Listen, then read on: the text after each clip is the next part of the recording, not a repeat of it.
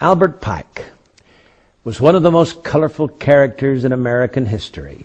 It is said that he was born on December 29, 1809 in Boston, was the eldest son of 6 children born to Benjamin and Sarah Andrew Pike. He studied at Harvard and later served as Brigadier General of the Confederate Army. After the Civil War, Pike was found guilty of treason and jailed, only to be pardoned by President Andrew Jackson on April 2, 1866, who met with him the next day at the White House. On June 20th, 1867, Scottish Rite officials conferred upon Johnson 32nd degree Freemasonry degrees. Pike was said to be a genius, able to read and write 16 languages. He was one of the founding fathers of the head of the ancient accepted Scottish Rite of Freemasonry, being the Grand Commander of North America Freemasonry from 1859, and retained that position until his death in 1891. In 1869, he was the top leader of the Knights of the Ku Klux Klan.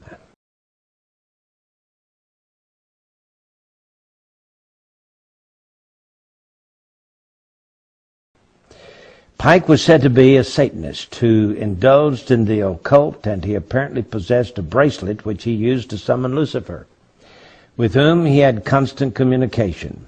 He was the Grand Master of a Luciferian group known as the Order of the Palladium, or of Sovereign Council of Wisdom, it's also been called, which had been founded in Paris in 1737.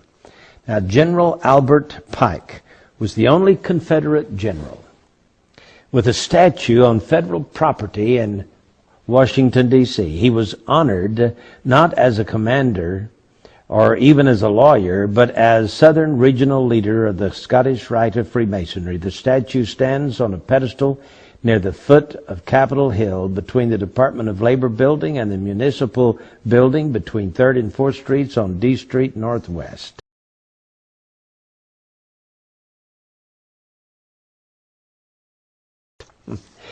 Now, I tell you all of this because it is said that he received a vision from his mentor, Mr. Lucifer, I guess, on August 15, 1871. And William Guy Carr, former intelligence officer in the Royal Canadian Navy, wrote a book called Satan, Prince of this World, in which he gives this information. He said that he received this information from a book written by Cardinal Caro Rodriguez in Santiago, Chile, who wrote in 1925 a book called The Mystery of Freemasonry Unveiled. And in this book, in 1925, it is said that he wrote a letter to a man named Mazzini,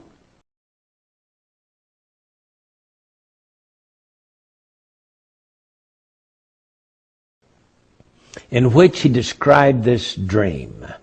And in the dream, he predicted 3 world wars. The First World War, he said, must be brought about, and I'm quoting from Albert Pike.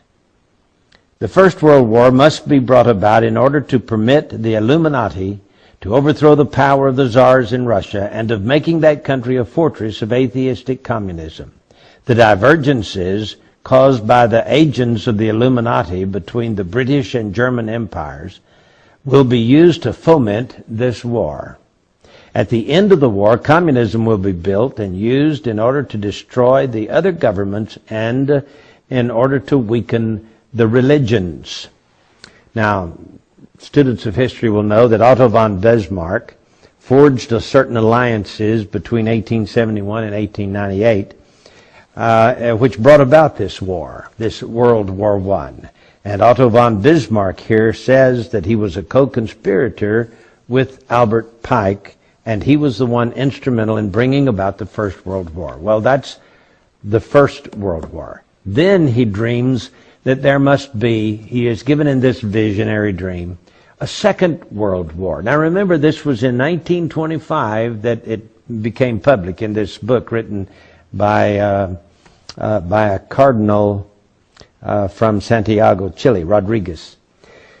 He says, quote, "The Second World War must be fomented by taking advantage of the differences between the fascists and the political Zionists. This war must be brought about so that Nazism is destroyed and that the political Zionism will be strong enough to institute a sovereign state of Israel in Palestine. During the Second World War, international communism must become strong enough in order to balance Christendom, which would then be restrained and held in check until the time when we would need it for the final social cataclysm." Well, there are some who may argue that the terms Nazism and Zionism were not known in 1871. Now, you should remember, however, that the Illuminati invented both of these movements. In addition, communism as an ideology and as a coined phrase originates in France during the Revolution. In 1785, Restif coined the phrase 4 years before the Revolution broke out. Restif and Babeuf, in turn, were influenced by Rosé, as was the most famous conspirator of them all, Adam Weishaupt. Then he has this vision, in this vision, not only one world war and two world wars, but here comes the third world war. He says, and I quote, "The Third World War must be fomented by taking advantage of the differences caused by the agents of the Illuminati between the political Zionists and the leaders of the Islamic world." Yeah, that's what he says. The war, this was 1925. Please understand that. At least 1925. May go all the way back to 1871, as is purported to do, but at least it was written in a book and published in 1925. So he says, back after World War I was just over a few years, and before World War II even started, he's now thinking about this Third World War, and it says that it will be caused by the differences between the political Zionists and the leaders of the Islamic world. The war must be conducted in such a way that Islam, the Muslim Arabic world, and political Zionism, the State of Israel, mutually destroy each other. That's what it says. Meanwhile, the other nations, once more divided on this issue, will be constrained to fight to the point of complete physical, moral, spiritual, and economic exhaustion.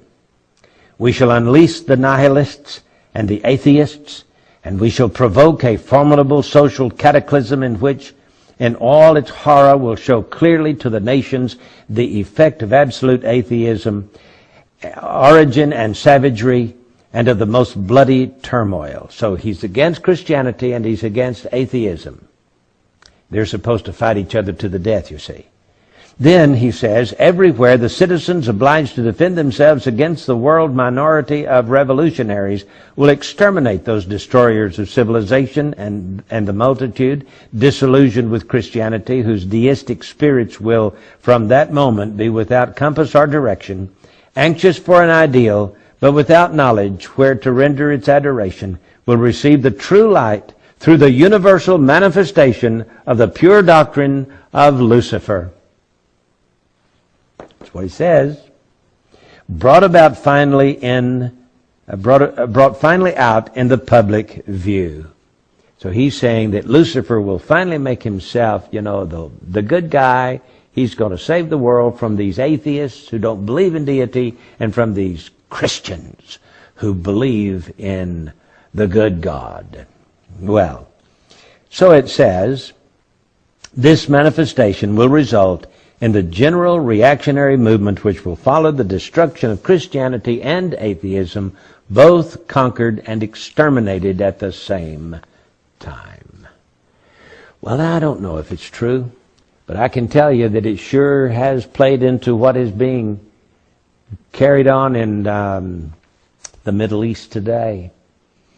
And it looks like everything from World War I and World War II, with the development of the State of Israel, and with the Zionist movement and the Communist movement and the atheist movement, and the peppering down of persecution on the Christians of this world, it looks like that may be Lucifer's attempt at annihilation of us all, so that Lucifer will appear in the form, of course, of what the Bible calls the Antichrist, and establish peace on earth for mankind.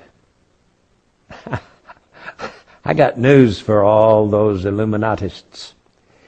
I can tell you this, they're all going to be thrown into the lake of fire. So says the Word of God, and I believe it from cover to cover.